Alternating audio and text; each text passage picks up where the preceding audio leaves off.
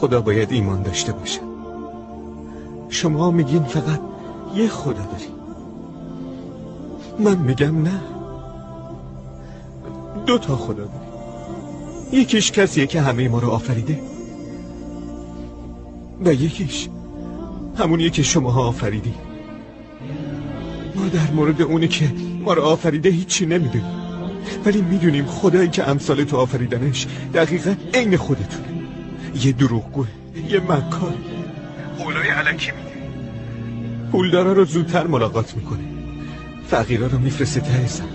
وقتی ستایشش میکنیم خوشحال میشه، دم به دقیقه بنده هاشو تهدید میکنه. شماره درست من خیلی ساده است. خداوندی که همه ما رو آفریده، به اون ایمان داشته باش. اون خدا Likey.